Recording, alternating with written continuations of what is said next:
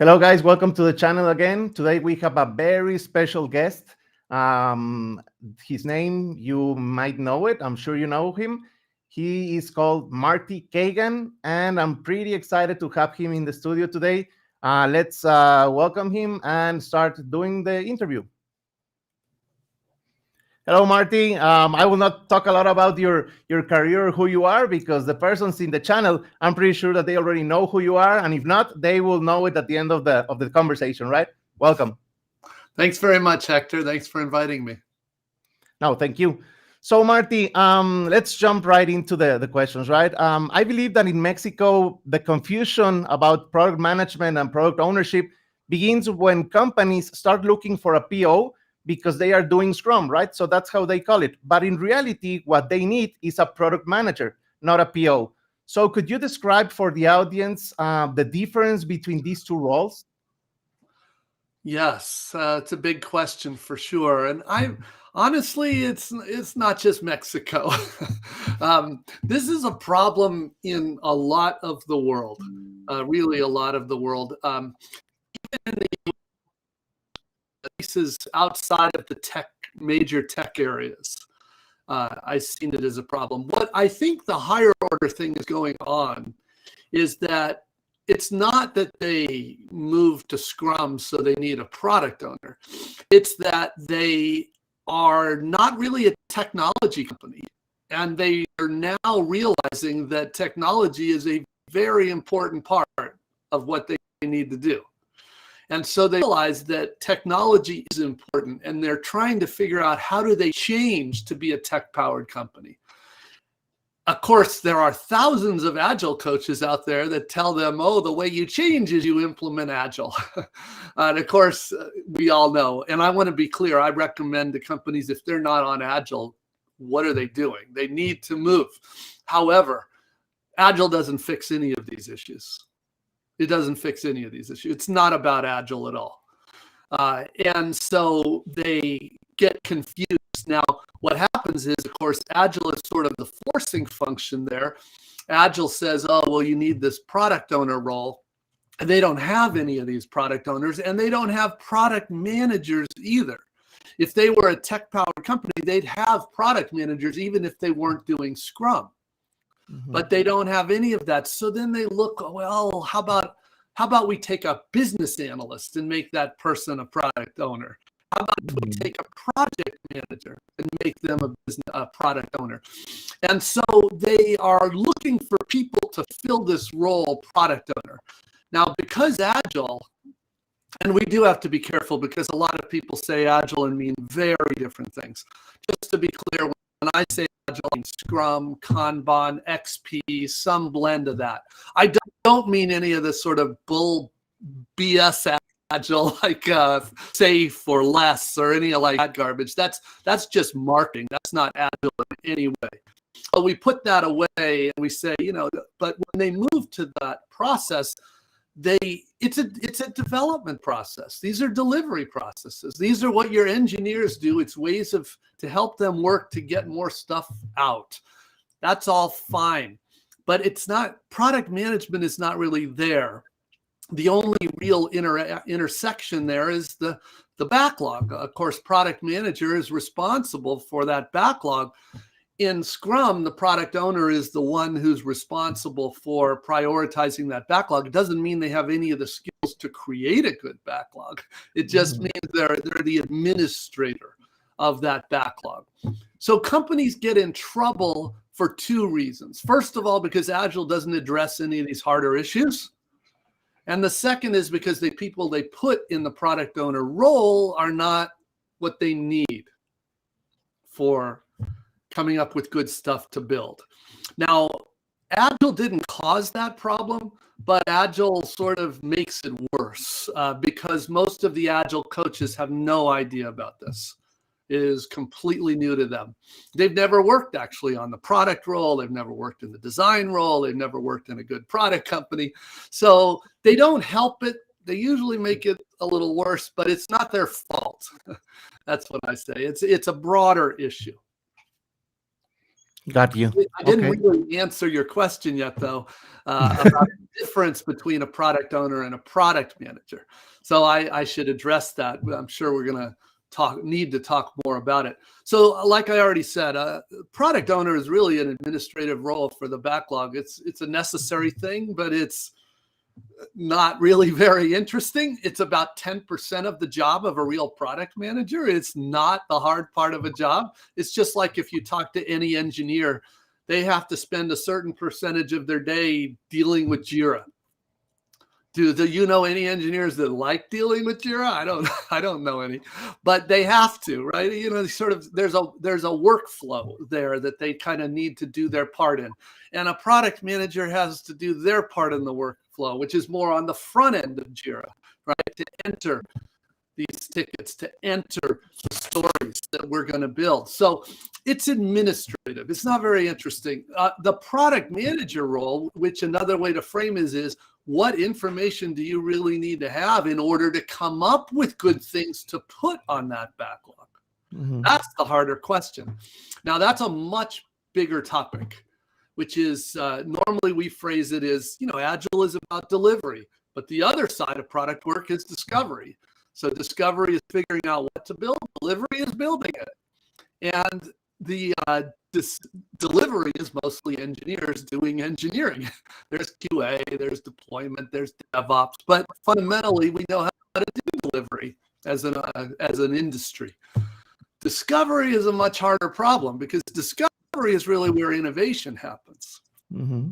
So if your company depends on innovation, you gotta figure this stuff out. Now that requires different roles. It also requires engineering, which we've already talked about, but it requires a couple other really critical roles too, which is true product design, that's service design, interaction design, visual design, user research, and true product management. Now, the way I like to explain it, and stop me if I get too detailed here. No, that's good. That's good. Big topic, but the way I explain it is again, delivery is important.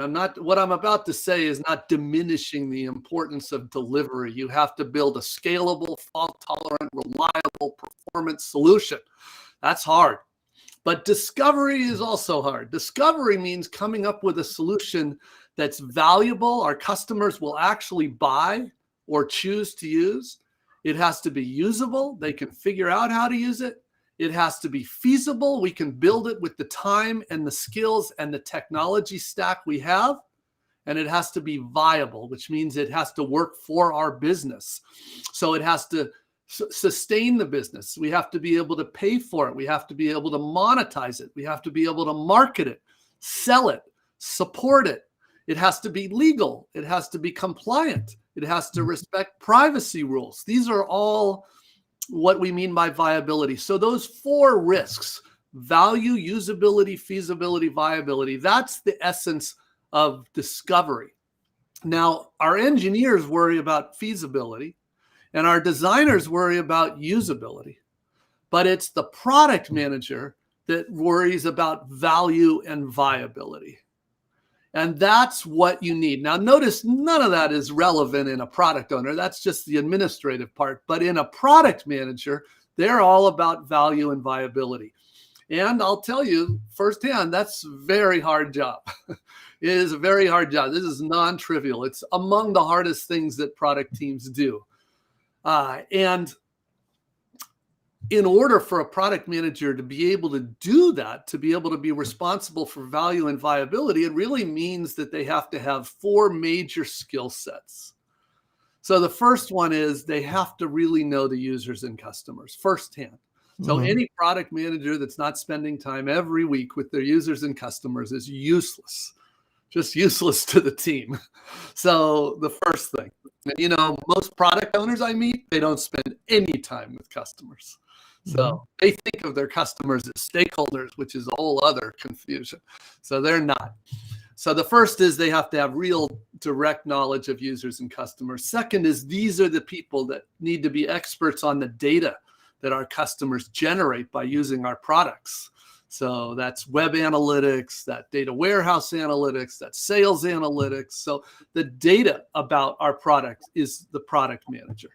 The third one is what I was alluding to before. They need to understand your business, not your customer's business here, your business, how it monetizes, how it services, how it goes to market. These are critical. What are the compliance issues?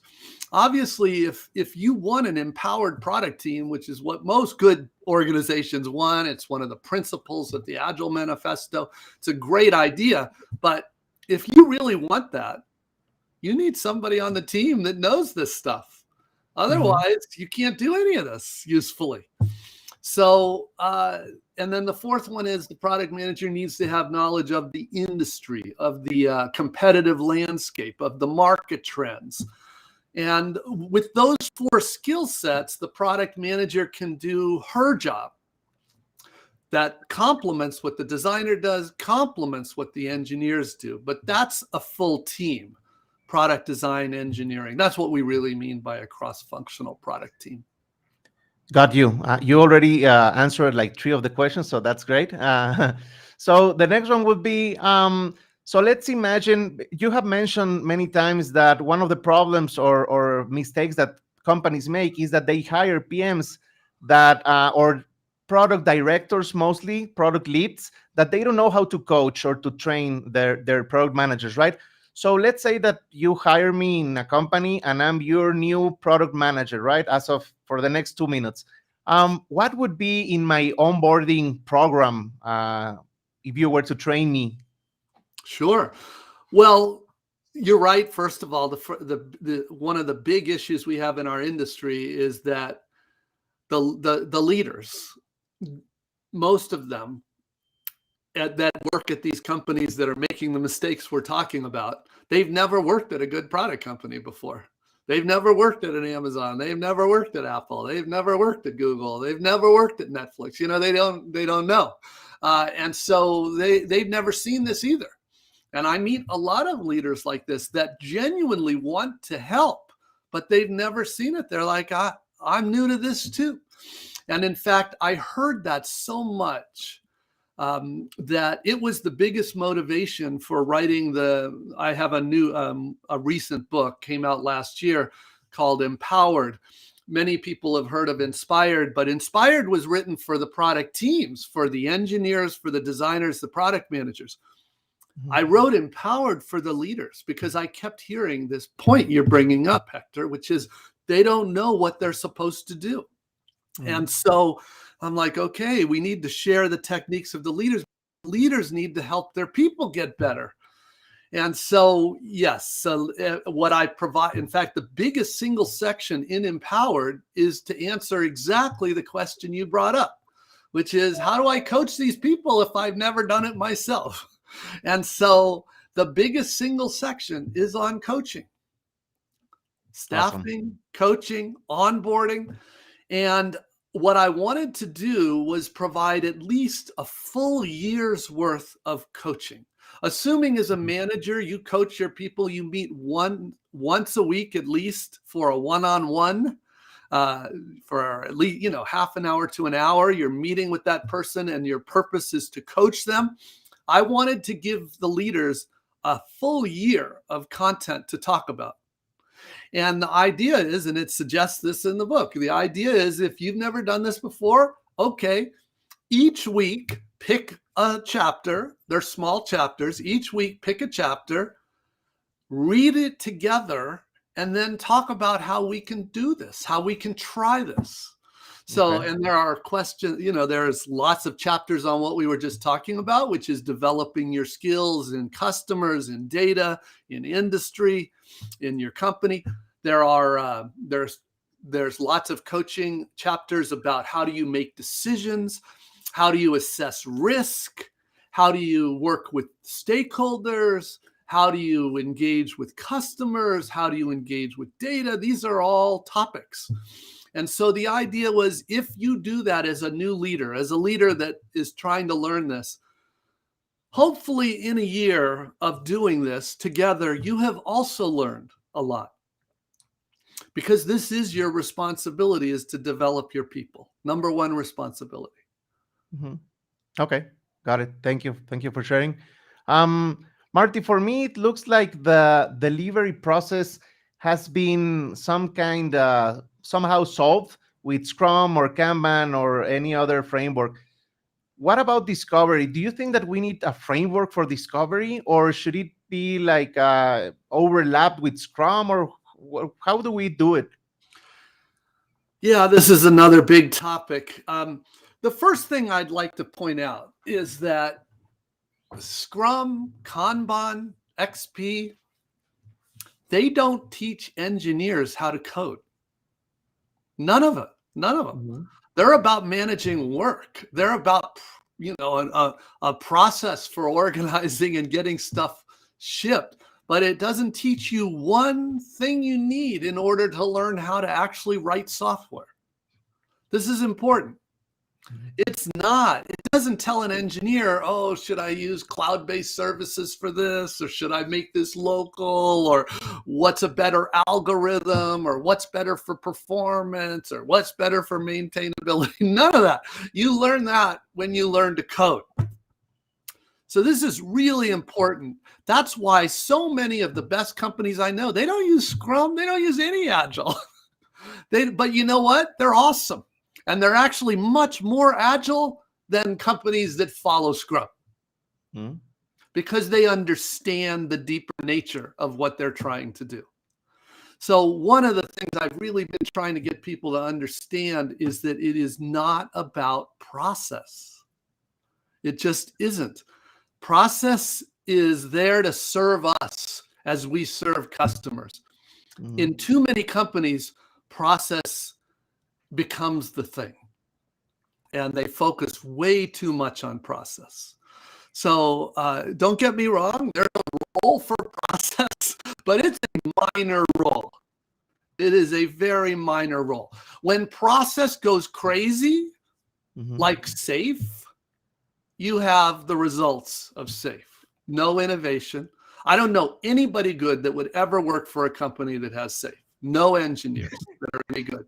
It totally sucked the soul right out of any engineer that's any good. And that's what happens when process goes wild. And honestly, I can't point to a single good product company that uses it. So, but again, it's not really about, it's more about they're too obsessed with the process.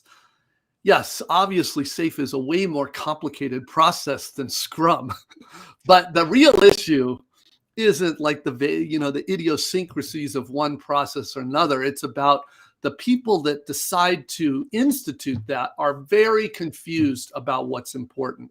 They're very confused about how companies actually scale. Good companies scale. They don't scale with process. They scale with people. So this is a very different mindset.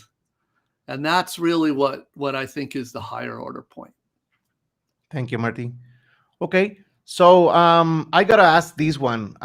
What the hell am I supposed to answer when being interviewed for a PM role, product management, and they ask you, describe me a good product you like and why you like it? What's that about, Marty? What would you answer? I mean, yeah, well, that's one of the less sophisticated questions you hear out there. But you know what? All they're trying to do is, with product managers, you really want people that are passionate about product. They don't just want to build whatever. They want to build something awesome, something that really helps people in their lives, in the world, in the environment, but they want to help people. And this is one of those questions that's meant to figure that out. The way a lot of people talk about this is, do you want teams of missionaries, not teams of mercenaries? Have you heard that? You don't just want people to just build whatever. In fact, that question is very common in a lot of companies for engineers too. They want engineers that care just as much about what they build as how they build it. That's one of the characteristics of good product companies. So that's what they're looking for there. They don't really care what product you say. What they care about is, okay, Tell me why you love it. Tell me, what makes you passionate about that. And how would you apply that same sort of excitement to what we build? That's what's going on there. It's nothing really complicated. Got it. Okay. Cool. So you mentioned that the missionaries versus mercenaries, right? And I have heard your other videos talking about it. But when in the real world, in the practice, when you go into a PM role, you have to deal with stakeholders that do not want to talk about problems. They just are asking you, when will this feature, because they know the solution, right? So when will this feature be done?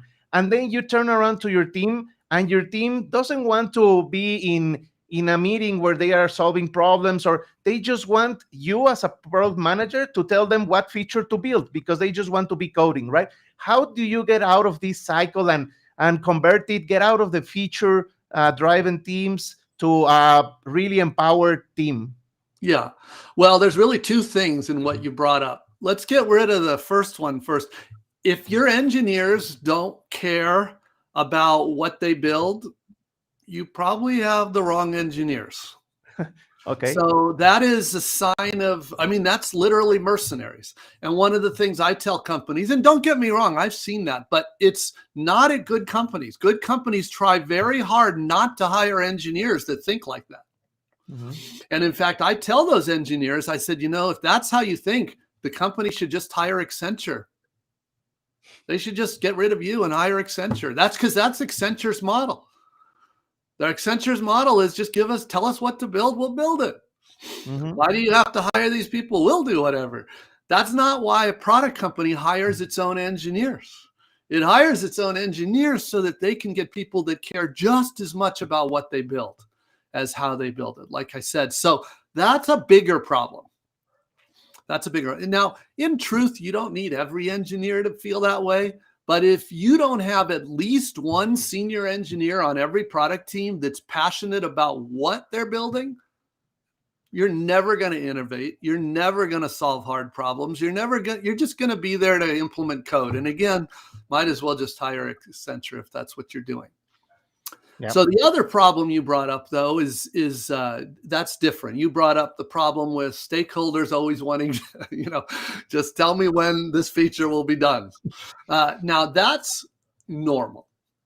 I tell product teams and product managers, that's normal. That's just humans. We all do that, by the way. Even people that say how passionate they are about empowering teams, it's very natural for us to think and talk in terms of solutions rather than problems. And good product people are coached right at the beginning of their career not to get all stressed about that's just normal, and to say, okay, I want to make sure that I succeed on this for you. So I want to understand, how are you measuring success? If I build that feature, how are you measuring success? And they might say, oh, well, we're doing this because we have to improve our conversion rate from 2% to at least 4%. And I say, good, that makes sense. So, and you believe this feature will do that. Okay, but what if it doesn't? Should we try other approaches? They're like, whatever we need to do, we need to get that to 4%, or we don't have a business. That makes sense. So this is normal. People will talk in terms of the solution, but we need to understand his product. And, reverse engineering the problem to solve is very common and very normal. So, just as you improve over time, if those stakeholders start to see you actually solving the problems, they start changing how they talk. So what they really care about is results. Yeah, got it. Okay. So, Marty, you have mentioned in other videos that the way to become a good product manager is to work close to one good product manager, right? I have had the luck of working with awesome product managers in old companies. In my last company, there was a director, or my product director called Jeff. He had worked for Amazon and Microsoft, and you could see that he had another chip, right? He knew what was going and how to work, right? So I learned a lot from him. But what happens with the other 99% of the product managers in Latin America that will never probably come close to a really good product lead?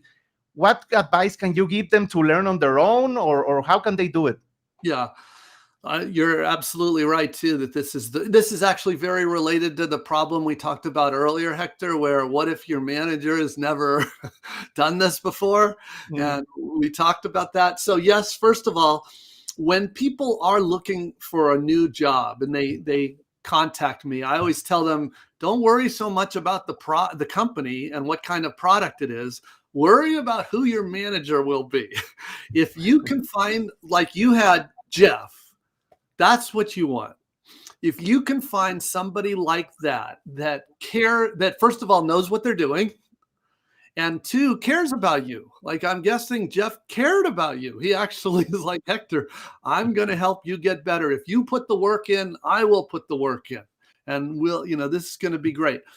That's what you're looking for. I don't care what the company was you worked at. I care that you had somebody like Jeff. That's the point. Now, we don't always have that. First of all, you may like the company you're working in. It might be a great setup, but your manager doesn't have these skills. And that's when we talk about, first of all, I do think there's a lot. I've written a lot. Other people have written a lot that can help you get better. But one way or another, you do need to, all of us are really in charge ultimately of our own career. And so we need to make sure we're getting those opportunities. Finding somebody who can help us is often really important.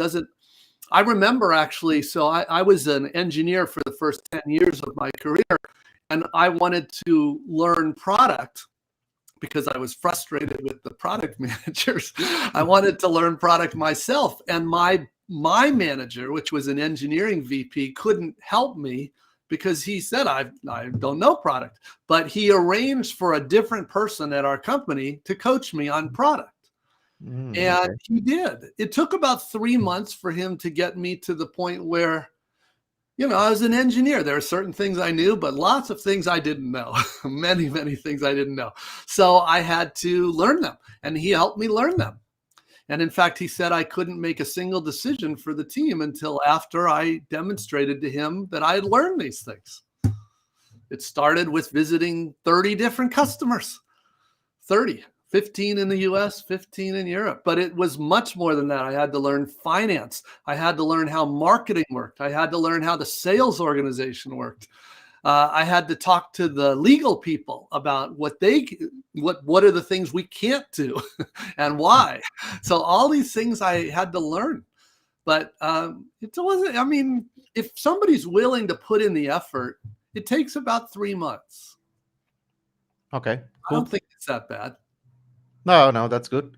Okay, Marty, there are a lot of persons looking at this conversation, and they are doing Scrum, like very basic Scrum, normal Scrum. And I have worked with many teams where there's no innovation or experimentation. They're just doing plain Scrum. How would you advise them or coach them or give them some best practices to start innovating or experimenting within the Scrum framework? Well, remember, Scrum, again, is a delivery framework. It's a delivery framework. So that it starts with a product backlog. Starts with a product backlog. Product discovery, it ends with a product backlog. So the product discovery is happening just ahead of the product delivery. Normally, those two happen in parallel. We call that continuous discovery and delivery. This is kind of the difference between a product company, a real product company, and a custom solution company, like an Accenture. In a custom solution company, they use Scrum, only Scrum, because all they need is a delivery framework. Because the client just tells them what's going to go on the backlog.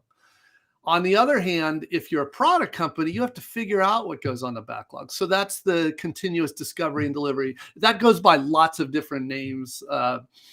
Airbnb calls it build things that don't scale before you build things that do scale. It's trying to get the same point. Early Google called it fake it before you make it. Some people call it dual track Agile. But it's all the same. It's all the same, saying the same kind of thing. Now, discovery work there's a whole Just like there are all kinds of techniques to engineer and QA test and to push into production real code, we have a whole bunch of techniques to figure out what to build. We have quantitative techniques, qualitative techniques. We have 4 major kinds of prototypes. We have all kinds of critical techniques that help us learn more about our customers, learn more about our business, learn more about our stakeholder needs. And that's what it means to learn how to do product discovery. That takes product management, product design, and engineering. Those 3 competencies are the ones that do product discovery. But that's really what's going on. Those are happening. There are lots of processes for discovery, just like there are lots of processes for delivery. I mean, Kanban and Scrum are probably the 2 main ones for delivery, but there are many others, of course, and there are many for discovery. But just like I tell, it's not about process. It's not about the process. Good teams use the right technique for the job. We build all kinds of different things, and some of those things are very risky. Some of them are not risky. Depending on what the situation is, we use the right techniques for the job. Got you. Okay. So let's talk a little about OKRs, right? I have been in many companies where they use them, and I think that we don't use them as we could, as best as we could, right? So one of them, I have 2. One of them is, do you recommend bringing some team level representation or something, some members from the team to the discussions that normally in the companies happen at director level when they are defining the OKRs, because some teams don't even know what the OKRs they are working on, right? Well, this is even more basic. For the companies you're talking about, they shouldn't even be doing OKRs at all. OKRs is a big waste of time, because OKRs are not designed for this kind of company. They're not designed for feature teams. They're sure not designed for delivery teams. So, what you're talking about, companies that are only using Scrum, like you said, the 99% you said in Mexico, there's a lot of companies that don't know this stuff yet. OKRs are useless waste of time for them, because OKRs are a technique for the good companies that are already empowered their teams. So, and they're used completely different than what you're talking about. So, I mean, the honest answer is that's just theater. It's called OKR theater. They're just messing around. They don't get any value out of them. It's a big waste of time. So that's the truth. They should just put the OKR whole idea aside. If they decide to really get serious about product and implement what we've been talking about, real product managers, real product teams, and then giving those teams problems to solve instead of features, that's what OKRs were designed for, because they were the technique created in order to give teams problems to solve instead of features to build. So they're way ahead of the game. I understand this is a really common problem around the world, and the reason is because it's easy to do OKRs. I mean, it's a very simple technique, but they think that all they have to do is do OKRs and they'll be awesome like Amazon and awesome like Google, and they're not. It doesn't do any of that stuff. So no, best thing I could advise them is stop wasting their time. Got it. So the second issue that I have seen, I mean, I have to ask you still, when I have been in the OKR discussion, the engineering teams are not participating most of the time, right? So that's an issue. And the second one would be that it looks like even at the director level, we go over there, we start talking, and it seems for me that we already know what features we're going to build. So we try to define OKRs to measure those features instead of defining the OKRs and then come up with the team and get the features that we will be working. It's the other way, right? How can we revert this? Well, that's exactly why I said it makes no sense, because that's all that they're doing. They're just bastardizing the OKRs to basically have the same thing they had there. Because the whole idea of OKRs is you give a team, number one, a problem to solve. That's the objective. And then real outcomes measure success.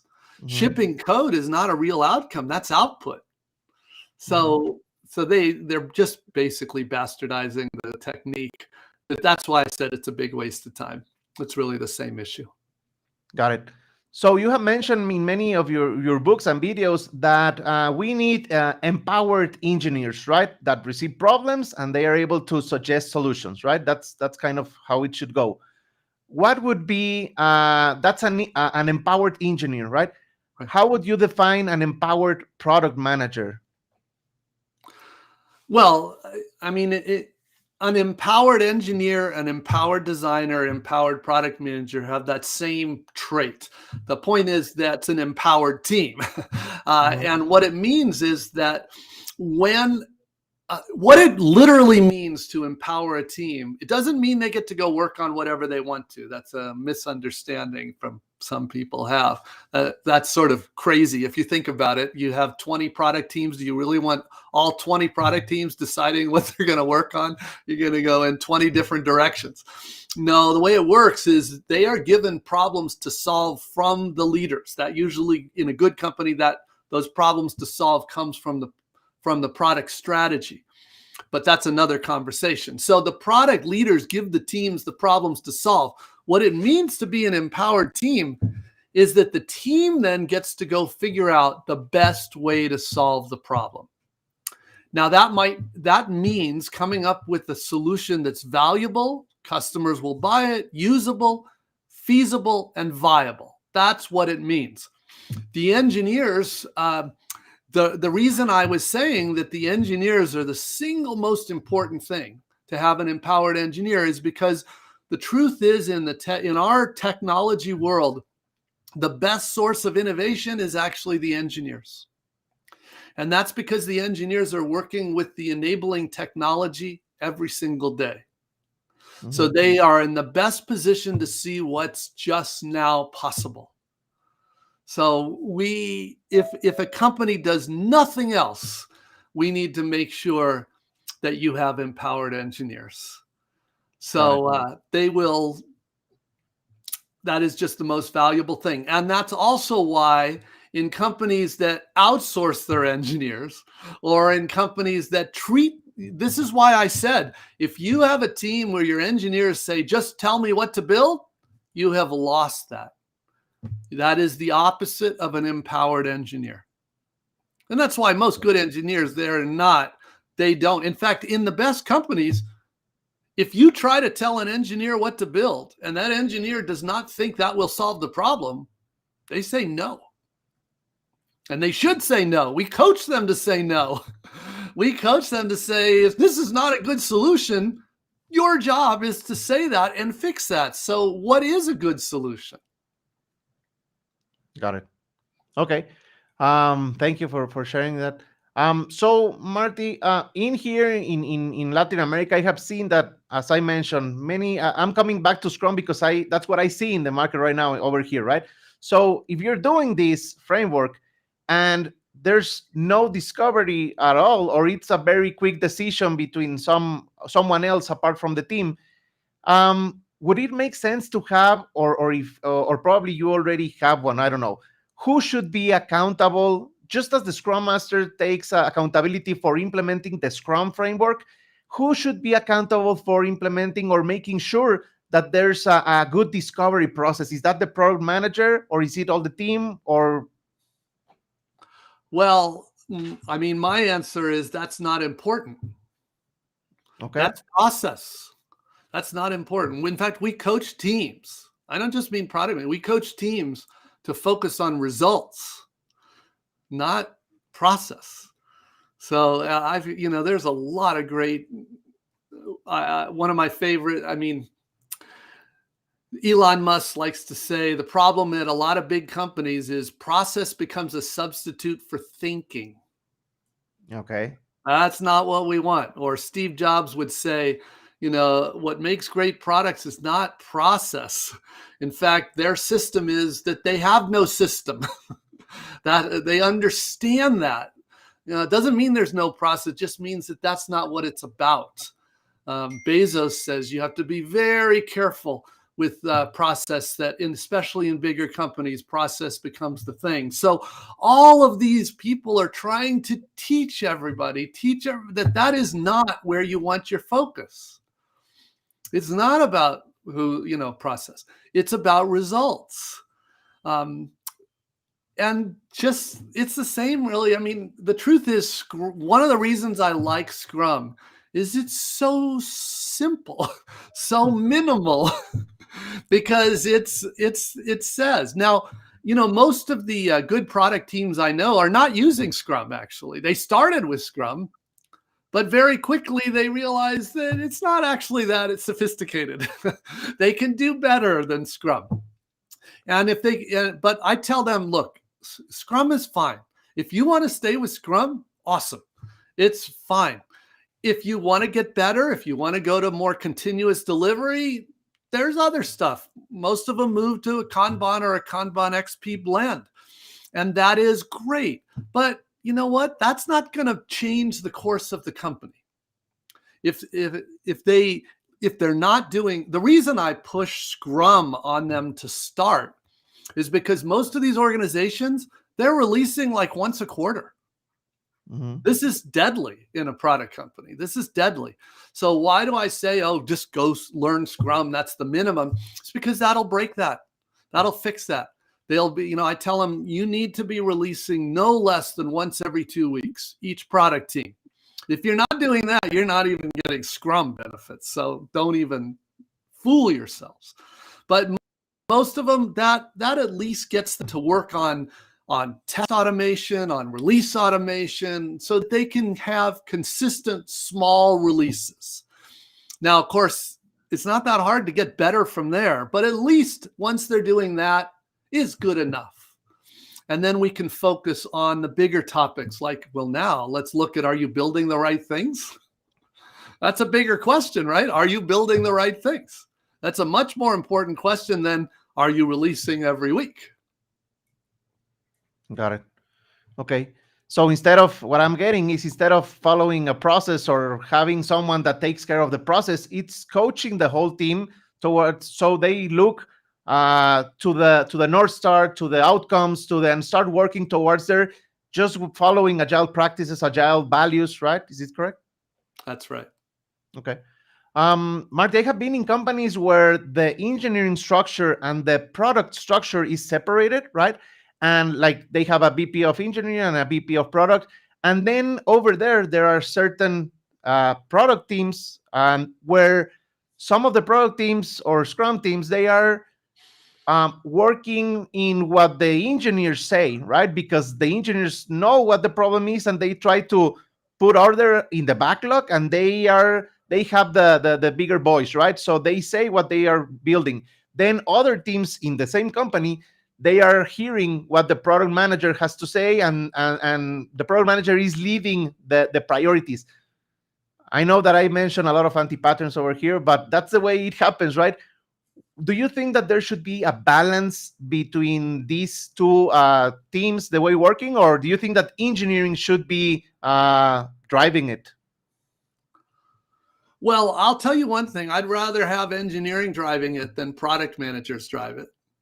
But of course, the good answer is neither of those. The good answer is a cross-functional product team, because what you described is Scrum teams, not product teams. Mm-hmm. Yeah. Right. So in a product company, we have product teams, and that's product management, product design, engineering.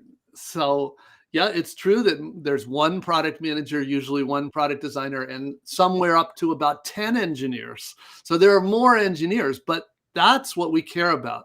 And normally the product manager, the designer, and the most senior engineer, the tech lead, usually is what we call that person. Those three are the ones deciding what gets built. Yeah. And as long as that's happening, that's a good company. Yeah. Got you. Marty, I have participated in some Agile transformations in some companies, and there was a time where one of the companies said, well, we don't want our teams to start estimating in story points. We want them to keep logging their time and estimating in time, because that way we know how they are performing, because we have a lot of reports, right? How do you talk to a VP or a CEO and sell them the idea of of letting go this command and control way of working? Well, Yeah, that's a big topic too. The first thing I should say though is story points are ridiculously weak as well. Okay. So that's an amateur thing. That is amateur. So if you're a custom software company, fine. But if you're a real product company, you need to do better than story points. Now, the main reason story points is so lame, so weak, is because there's no product discovery. Like you said, it starts with a backlog, and if all you have is a bunch of user stories and you don't know, nobody knows anything about what this needs to be. So story point is just the best they can do. That's not good enough. In a good product company, discovery includes, like I said, there's 4 big risks. And one of those 4 is technical feasibility. And in product discovery, the engineers are not just doing story points. They're not also just making up time estimates. What they're doing is something called a feasibility prototype. They're actually figuring out what they don't know for real. And in fact, it's critical that they do that because what they figure out may influence whether we build it or not. Because you're so interested in Scrum as a process, let me just emphasize, if the first time your engineers see a product idea is it sprint planning, as far as I'm concerned, they suck as a team. Yeah. That's a sign of not being any good. Yeah. The engineers should have seen those ideas well before that. They should have seen them while it was being fleshed out in discovery. And by the way, if you're doing that, you'll find that the old days of needing silly things like story point estimation are long gone. And the quality of your estimates are much higher because you actually know what you're talking about. Got it. Okay, that's breaking news. Okay, that's good. I have also participated in some agile transformation where you have, and probably they are looking at this conversation, HR managers, sales managers, marketing managers, and they are just looking in one side, like to the side, how the product and engineer teams are working and trying to be agile and trying to get better at delivering stuff that has value, but they are not participating there. How can we, or what would you say to these sales managers, HR managers, whatever, outside of these efforts to be agile in the company? How can they be included in this? Well, they're not usually included in the model you're describing. Conventional Scrum does not really include them at all. The product owner, that doesn't have anything that the product owner does to do that. But in a product team with a real product manager, they are included. They're not included. They don't want to typically come to sprint planning. They don't want to come to the demo. They don't need to come to stand-ups, any of these. But the product manager's job, you remember I said there were 4 big responsibilities. The first one was really understand the customers. The second one was understand the data. The third one, though, was understand the different stakeholder constraints. So the product manager's job is to represent those interests of sales and marketing and finance and HR, all the different interests that are there. And unless they can do that, that product manager is not helpful to the product team.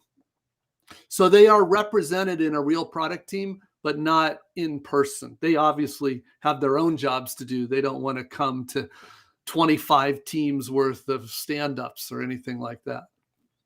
Yeah, I guess the question would be, how can we apply agile practices, agile best practices to other places rather than I see. I misunderstood.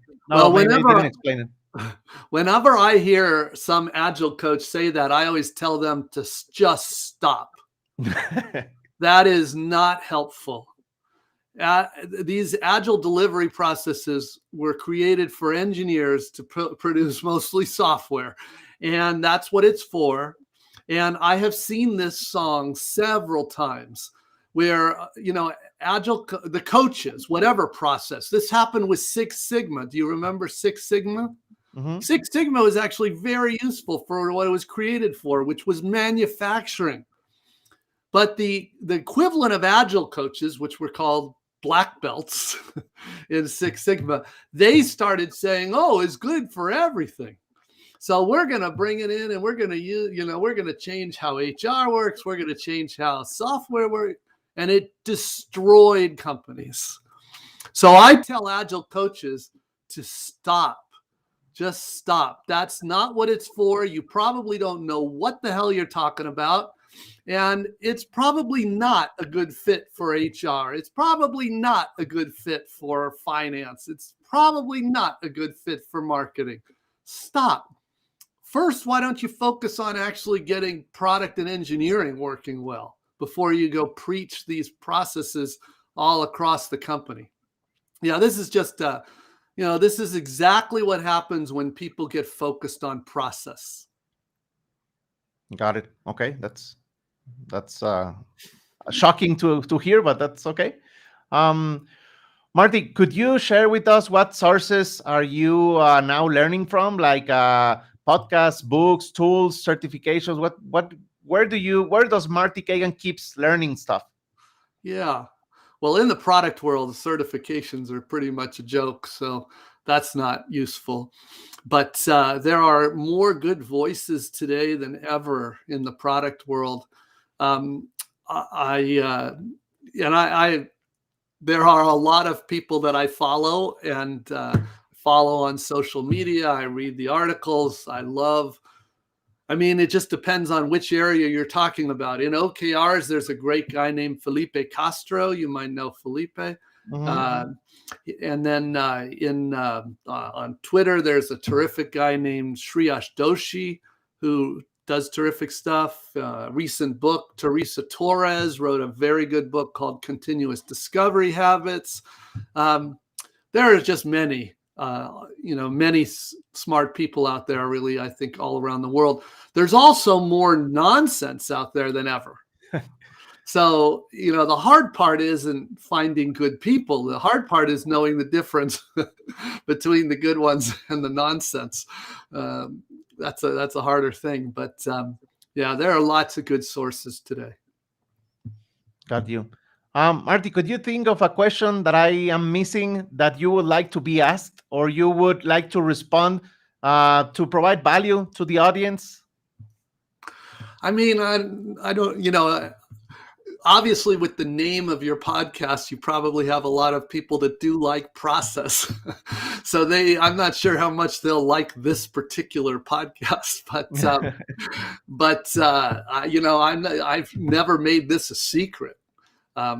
This is what my thing is all about, is sharing the difference between the best companies and the rest. And this is a real problem of how do you, well, I think what's honestly going on, what I've spent the last hour doing is telling you all the reasons why scaling with process doesn't work. Mm-hmm. But what we didn't really talk about is what's the alternative. Mm-hmm. And the alternative is to scale with people and that with leaders. And this is what I see consistently. That's what's made Amazon as great as they are. This is what makes Stripe so great. This is what makes, Shopify so great. I don't know what all your favorite companies are, but chances are, if it's a great company, they figured this out. So there are, what I would encourage people to do is to look to the people, not to the process, for the real answers to the serious questions. Again, nobody says process is pure bad. It's just that process is not the point. Got it. So continuing with that conversation, let's say that you were asked to come to a company here in Mexico, and the company has 5 Scrum teams, right?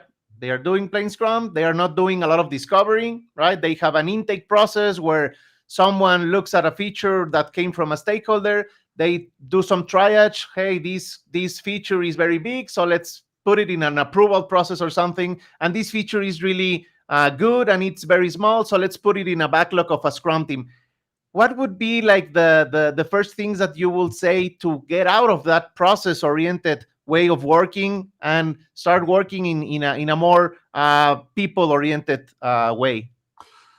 Well, this is what we call a transformation. That company, and by the way, that company is probably using Scrum, right? But they have not transformed. All they've done is they moved to Agile, which is easy. The hard part is they haven't transformed. You're describing a feature team company. And what they want to do usually, I mean, obviously the ones that call me, I go into companies all the time. And they're calling because they realize that, oh, they moved to Scrum 10 years ago, but it hasn't really changed anything.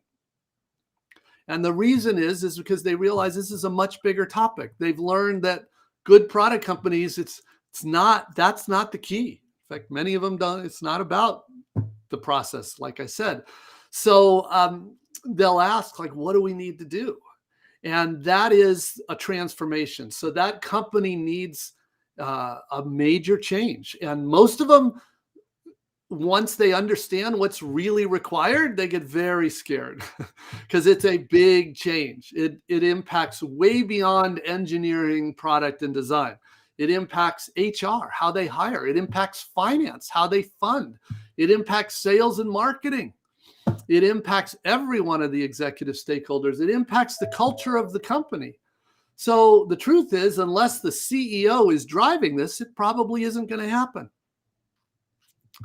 But I will tell you, enough companies have successfully transformed that you can do it.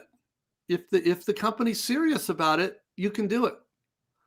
You just have to realize that transforming to Agile is not tackling those problems. Got you. Okay. Marty, could you just mention briefly what's the value behind each of the books that you have? We will leave the links over there. So I think that we need to do a lot of reading to improve the way that we're working, right? And I have read Inspired. I really liked it. I made actually some videos about it, and I really enjoy it. And Empowered, I'm looking forward to reading it. I think I already have it in my Kindle, but I'm going to read it. But what's the value behind of each of these books? Sure. Well, Inspired was written for product teams. When a company tells me they want to move from Scrum teams to product teams, like we talked about, they're like, well, we know how to do Scrum. That's not our issue. We don't know how to do product. And so it's really what they're asking is, how do we really learn product discovery? And so that's what Inspired was written for. It was written for actual product teams and the techniques that they use. And then Empowered was written for leaders that know it's their job to set up an environment where these teams can do good work, but they don't know how to do that. They don't know how to do a product vision. They don't know how to do a team topology, which is how you structure your product teams. They don't know how to do a product strategy. They don't know how to do OKRs in any useful way, right? They don't know how to coach. So Empowered was written for the leaders so that they understood how good companies do product leadership. Got it. Okay. Marty, for those of the persons looking at us that want to keep in touch with you or follow your latest articles, could you share with you your social network or your accounts or your page? Yeah, it's just svpg.com, Silicon Valley Product Group.com. You will find, we write our articles every couple of weeks and we share them. They're always for free. They're just available. You can also find me on LinkedIn and on Twitter. But mostly what I do there is just when I write a new article, I tell people it's available there. Awesome. Marty, any last advice you want to give us or any last comment? Are we good to wrap it up? Not really. I hope this was useful. I know that for people who do focus on delivery process, this would have been a very provocative conversation. So I understand that. I recently published an article called Scaling with Process versus People. And that if I could get people who are wondering about like, oh, he sure doesn't seem to like process. If I could convince those people to read that one, it's a short article, then at least you'd see the argument not just from me, but from leaders of all the major tech companies. And Awesome. then, I will make sure to put that link in the comments of this video. And yeah, I think that for me at least is an eye opener, this conversation. So this is what we have till today in Mexico. This is what's coming, that what we get out of the best practices. We got Kanban at some point. Now we have Scrum, so everyone starts doing Scrum. But if there are better ways to provide value, we should know them, right? And we should debate. absolutely. And we should definitely get out of the process if that's the way, right? At least we should try it. My invitation with this conversation with you is to invite everyone watching us to try this new way of working, right? That's something that we can try at least. And then let's see how it goes, right? So I appreciate you a lot of. I really appreciate the time you spent here and your honesty and your transparency. And hope to see you soon, right? Thanks very much, Hector, for inviting me. I hope it was useful to everybody. Thank you, Marty. This was awesome. Thanks a lot. Bye-bye. Bye-bye. Well, that was Marty Cagan, guys. I really appreciate if you came up to this point in the video. It was a really good conversation, I believe. So I will put some of the links from Marty in the comments, and let's see you again in the next video. Thank you. Thank you, Marty.